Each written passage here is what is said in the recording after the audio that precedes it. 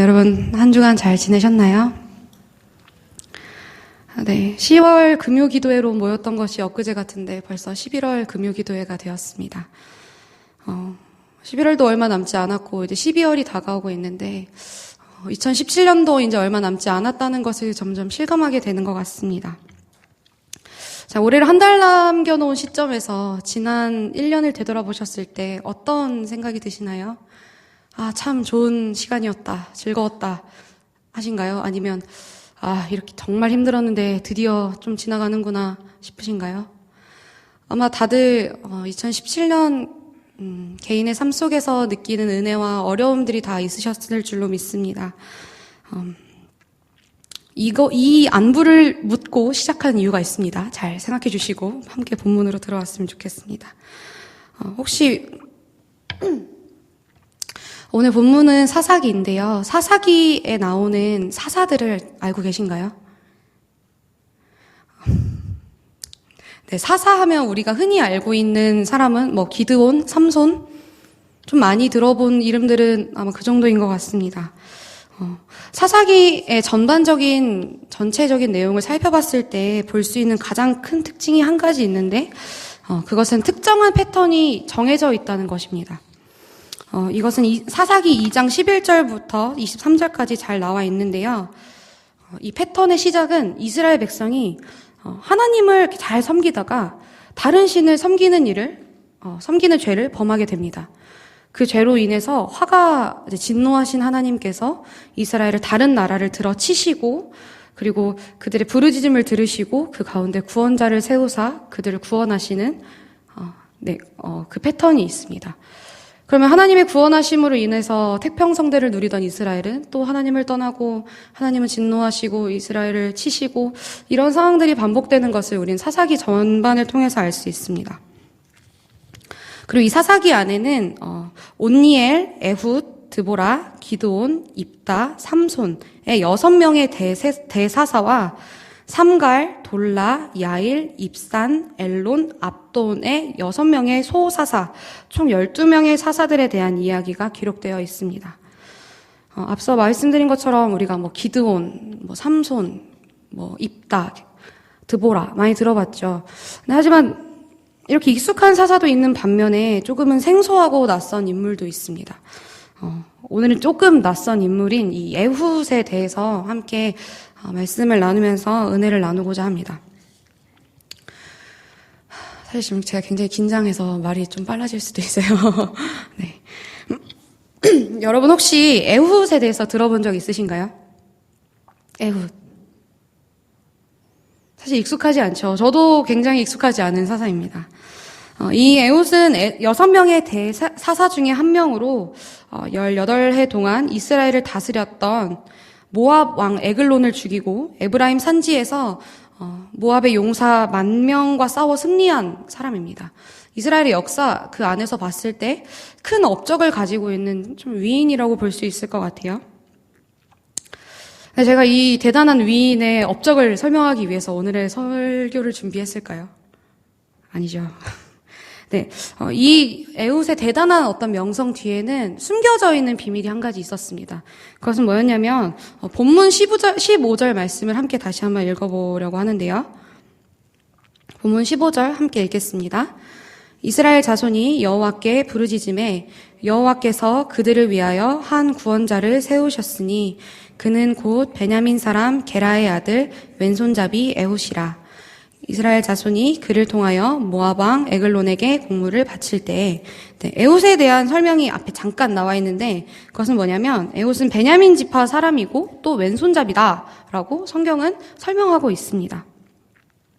근데 여기서 말하는 왼손잡이는 지금 이 안에서도 계실 오른손보다 왼손을 더 익숙하게 사용하시는 그런 왼손잡이가 아닙니다. 이 성경 원문인 히브리어로 이 원어를 찾아봤을 때 이 왼손잡이를 이쉬 이테르라고 말을 하고 있는데요. 이 이쉬 이테르라는 말은 왼손잡이의 의미보다는 오른손이 굽은 사람의 의미를 더 많이 갖고 있습니다.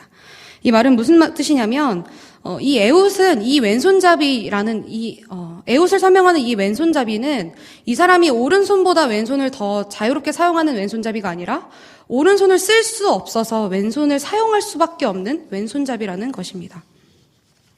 에훗은 한마디로 말해서 신체적인 장애를 가지고 있는 장애인이었습니다. 우리 에훗의 삶에 대해서 한번 생각해 봤으면 좋겠어요. 본문에는 자세하게 기록되어 있지 않지만 에훗이 사사로서 하나님 앞에 사용되어진 이 구원 사역이 생각만큼 쉽지는 않았을 것 같습니다. 이스라엘 안에서 성경의 전반적인 내용들을 찾아봤을 때 장애 있는 사람들, 손이 불편하거나 어떤 신체적인 불편함을 갖고 있는 사람들에 대해서 그렇게 좋은 인식을 갖고 있지 않았어요. 레위기 21장에는 아론의 자손들 중에 가려움증이나 종기가 있는 환자, 눈이나 얼굴이나 팔이나 다리에 장애가 있는 사람은 흠이 있는 자라고 하여서 하나님께 음식 제물을 바칠 수 없었고 휘장 안에 들어가거나 제단에 가까이 가는 일을 피해야 했습니다. 그러니까 하나님을 대하는 큰 일을 할 수 없었어요. 아무리 아론의 자손이라 하더라도 장애가 있으면 흠 있는 사람으로 여겨졌기 때문이죠. 또한 요한복음 9장 1절에서 3절에 나오는 날 때부터 맹인된 사람의 이야기를 보면은 우리가 한 가지를 더 발견할 수 있습니다.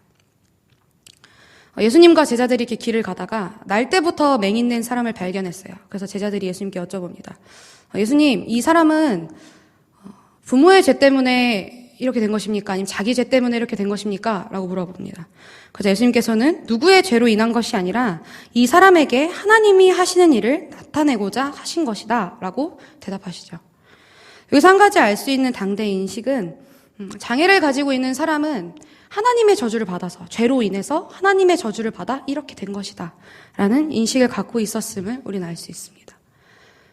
이런 사고가 어디서부터 비롯된 것인지 정확하게 알 수는 없지만 하지만 아론의 그 자손들의 이야기 그리고 이때까지의 이야기만 보더라도 이스라엘의 사회 안에서 깔려 있었던 그 장애인들에 대한 인식이 어떤 것인지 우리는 조금 짐작할 수 있을 것 같아요.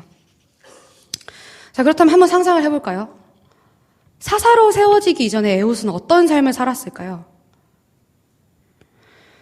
에훗은 삼손처럼 태어나기 전부터 하나님이 나실인으로 얘를 키울 거다라고 한 사람도 아니었어요. 그냥 세워진 사람이었습니다. 그렇다면 그는 처음부터 사사로 택함받은 사람이 아니라 어렸을 때 그냥 똑같이 이스라엘 사회 속에서 그냥 하나의 사람으로 존재했을 텐데 그를 대하는 이스라엘 사람들은 어땠을까요? 처음부터 우리 사사가 될 에훗, 넌 우리의 위대한 영웅이 될 거야. 이렇게 되었을까요? 아마 컴플렉스와 상처로 인한 굉장히, 뭐라 해야 될까요? 그렇게 썩 좋아 보이는 사람은 아니었을 것 같아요. 그의 자라는 시간들은. 그리고 그는 그런 상처뿐만이 아니라 이미 오른손을 쓰지 못한다는 장애를 가지고 있다는 그 컴플렉스가 이미 그의 안에 굉장히 크게 자리하고 있었을 것 같습니다. 그런데 이런 신체도 멀쩡하지 않고 그의 삶 속을 우리가 상상해 봤을 때 아마 컴플렉스와 열등감이 굉장히 심했을 그 에훗을 하나님께서는 이스라엘의 두 번째 사사로 세우셨습니다. 자, 우리는 여기서 한 가지 더 생각해 볼 수 있을 것 같아요. 자, 우리가 이스라엘 백성이라고 생각을 했을 때 우리가 넌 손도 못 쓰고 손도 한쪽밖에 못 쓰면서 너는 그래서 제대로 된 생활이나 하겠냐? 라고 생각하던 그 에훗을 하나님이 사용하신대요. 하나님이 지도자로 세우신대요. 이스라엘 사람들은 처음부터 그러면 그를 환영했을까요? 하나님 쓰셔? 하나님 쓰신대? 그럼 너 우리의 지도자가 됐으니까 열심히 해봐 라고 그를 환영했을까요? 아마 성경에는 기록되어 있지 않지만 우리가 봐온 이스라엘 백성들은 자기 성에 안 차면 하나님도 떠나고 다른 우상들을 만들어 섬기던 사람들이었어요. 근데 그런 이스라엘이 신체도 멀쩡하지 않은 에훗을 하나님 쓰신다고 하셨을 때 단박에 그를 지도자로서 인정하고 세워줬을까요? 아마 그러지 않았을 것 같습니다. 성경에는 에훗은 이런 사람, 왼손잡이였다 정도의 설명밖에 없지만 우리가 상상해 보기로는 아마 이스라엘의 사사로서 온전히 그 구원 사역을 담당하기까지 굉장히 많은 갈등과 어려움에 부딪혔어야만 했을 것이에요. 나는 항상 그의 마음속에는 나는 손도 제대로 못 쓰고 사람들은 나를 인정해주지 않네. 내가 조금이라도 실수하면 이들은 나를 어떻게 태도가 돌변해서 어떻게 대할지 몰라 라는 생각을 했을 수도 있을 것 같아요. 그러면 그 에훗, 하나님께서 맡기시긴 해서 하긴 해야 되는데 그 에훗은 어떤 마음으로 그 사사로서의 구원 사역에 임했을까요? 언제 백성들에게 꼬투리 잡힐지 모르는 그 부담감 속에서 백성들을 구원해내는 그 사사의 역할을 감당하는 그 에훗의 마음은 어땠을까요? 언제라도 백성들은 그래 네가 그럴 줄 알았다. 너 손도 멀쩡하지 않은 애가 너 그렇게 할 줄 알았지. 그런 조롱이 언제라도 자기 뒤에 꽁무니처럼 따라할 수도 있는 그 상황에서 에훗은 하나님 앞에서 날마다 굉장히 자신의 약함과 한계를 인정할 수밖에 없는 상태였을 거예요. 하나님 저 이거 못할 것 같은데 어떡하죠? 하나님 세우셨는데 어떡하죠? 설교 초반에 아까 여러분께 여쭤봤죠. 지난 1년 어떠셨습니까? 여쭤봤죠. 정말 좋았다. 앞으로도 올해만 같아라. 하셨던 분도 있으실 거고, 어쩌면 힘들었던 기억들이 주마등처럼 막 머릿속에 지나가신 분들도 있을 것 같습니다. 여러분께 여쭤보진 않겠지만, 저의 2017년에 대해서 나누자면, 저는 그렇게 썩 좋은, 진짜 올해만 같았으면 좋겠다 싶은 시간은 아니었어요. 사실은 조금은 힘들었던 시간이었습니다. 워낙 광주동산교회 교인분들께서 저를 굉장히 예뻐해 주셔서 저를 되게 좋게 봐주시지만 저는 알만한 사람은 다 아는 굉장히 찌질하고 쪼잔함의 대명사와 같은 사람입니다. 눈에 보이지 않는 약함이 제 안에 굉장히 크게 자리 잡고 있음을 저도 알고 있고, 그리고 그것 때문에 2017년에 여러 번의 시간들이 참 쉽지 않았던 것 같아요. 아마 이런 나눔은 저뿐만이 아니라 여러분의 개인의 삶 속에서도 분명히 모두 다 하나씩은 존재할 것 같습니다. 여기까지 에훗에 대한 이야기, 우리가 잠깐 나눴던 이 이야기들을 생각해 봤을 때, 우리는 다 에훗 같구나, 하나님의 위로가 필요한 사람이구나, 하나님 앞에 나아갑시다의 의미로 생각할 수 있지만 아닙니다. 한 가지 더 생각해 봤으면 좋겠어요. 여기서 에훗은 자신의 신체의 연약함이 있었지만 그 신체의 연약함 때문에 자기가 항상 한계에 부딪혔다기보다는 자기를 언제라도 조롱하고 끌어내릴 수 있는 그 이스라엘 사람들에 대한 부담감이 정말 컸을 거예요. 우리는 다 각자 삶의 자리에서, 가정에서 또는 교회 안에서 또한 기타 어떤 여러분의 삶의 자리들, 생업의 자리들에서 에훗과도 같지만 또 한편으로는 이 이스라엘 사람들과 같은 태도를 취하고 있을 때가 참 많습니다.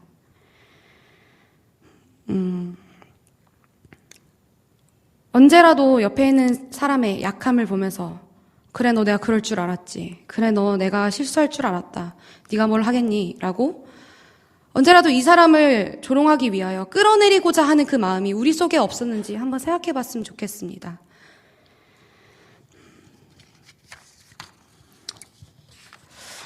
제가 앞서서 말씀드렸죠. 2017년 어떠셨습니까? 힘들었던 분들, 내 약함 때문에 힘들기도 했지만 내 주변에 어떤 사람들 때문에 힘드셨던 분도 계실 거예요.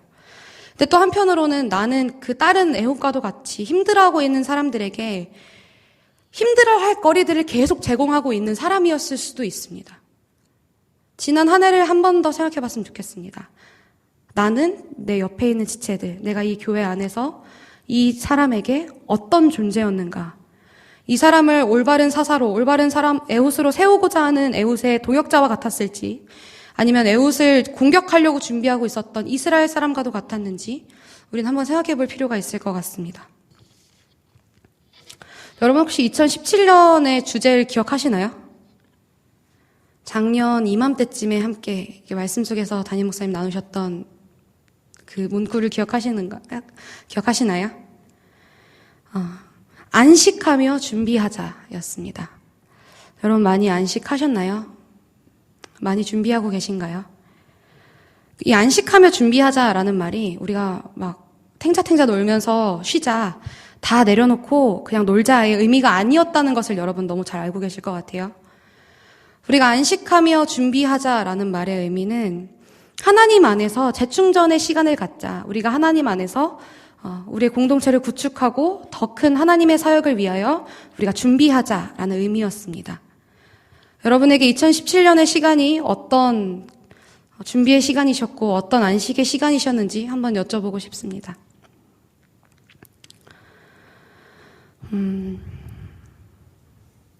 이렇게 얘기하면 되게 굉장히 내년쯤 되면 인생 끝나는 것 같은 느낌으로 좀 얘기하고 있는데 2017년 끝나면 세상이 끝날 것처럼 얘기하고 있지만 사실 우리는 연말이 다가와서 거의 이제 약간 끝에 간다는 마음이 있지만 우리는 또 다른 시작을 준비하고 있는 사람들입니다.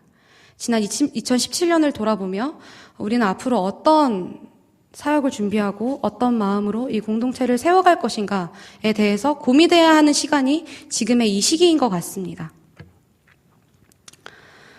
애웃되신 여러분, 우리 애웃처럼 우리의 오른손은 굽어 있고 우리의 어떤 약함은 항상 눈에 보이지 않게 존재하지만 그럼에도 불구하고 애웃을 사자로 쓰셨던 그 하나님, 그의 왼손을 붙드셨던 그 하나님을 우리가 기억했으면 좋겠습니다.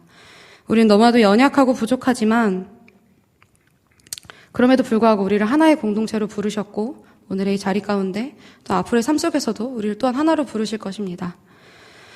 우리가 얼마 남지 않은 2017년의 시간이 이 11월 남은 한 달의 시간이 우리 지난 시간은 좀 많이 무너지고 힘들었다 할지라도 더 나은 사역을 위해서 준비하는 시간이 되었으면 좋겠습니다. 또 그 안에서 함께 안식하며 우리 가운데 허락하실 2018년을 준비하는 우리 광주동산교회가 되었으면 좋겠습니다.